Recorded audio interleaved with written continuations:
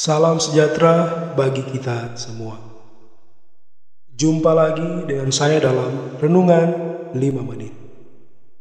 Tema renungan saat ini, persiapan penguburan Yesus.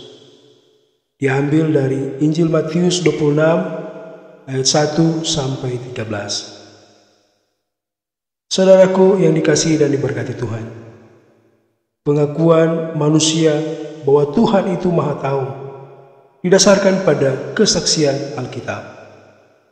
Tuhan mampu menyelidiki sampai kedalaman hati manusia, sehingga segala rancangan hidup manusia Ia mengetahuinya.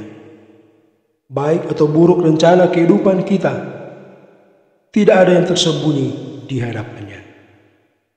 Bacaan firman Tuhan saat ini bercerita tentang hari-hari terakhir menjelang kematian Yesus. Ia memberitahukan kepada murid-muridnya bahwa Ia akan diserahkan untuk disalibkan.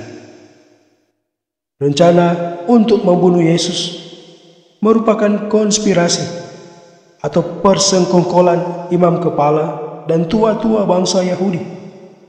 Suatu rencana jahat yang disiasati para petinggi Yahudi. Mereka hendak menangkap dan menyalibkan Yesus. Rencana ini dipercakapkan di istana imam besar Kayafas. Yesus mengetahui bahwa Ia akan disalibkan, tapi Ia tidak mengelak karena misinya. Ia adalah anak domba Allah yang diserahkan untuk penebusan dosa manusia. Saudaraku, berbeda dengan para petinggi Yahudi, Maria, saudara perempuan Lazarus, membawa buli-buli pualam berisi minyak wangi yang mahal. Perempuan itu mencurahkan minyak wangi di atas kepala Yesus. Namun, reaksi para murid mereka menjadi gusar atau marah.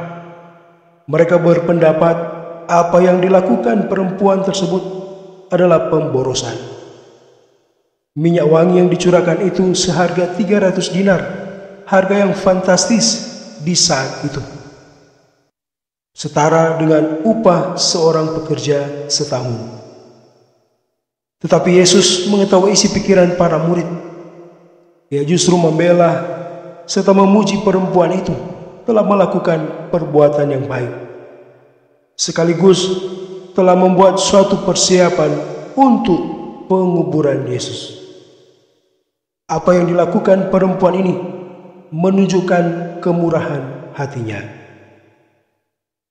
Saudaraku yang dikasihi dan diberkati Tuhan, lewat perenungan firman Tuhan saat ini, kita diingatkan untuk selalu merancangkan apa yang baik dalam hidup ini. Di tengah tantangan hidup masa kini, banyak orang yang menghalalkan segala cara, menempuh jalan pintas untuk menggapai sesuatu, seperti yang dilakukan oleh para petinggi Yahudi. Sebagai orang beriman, serahkanlah totalitas hidup kita pada Tuhan yang mengetahui rancangan terbaik bagi umatnya. Marilah kita meneladani apa yang dilakukan oleh Maria, saudara Lazarus, yang mencurahkan minyak ke tubuh Yesus. Apa yang dilakukannya adalah perbuatan baik.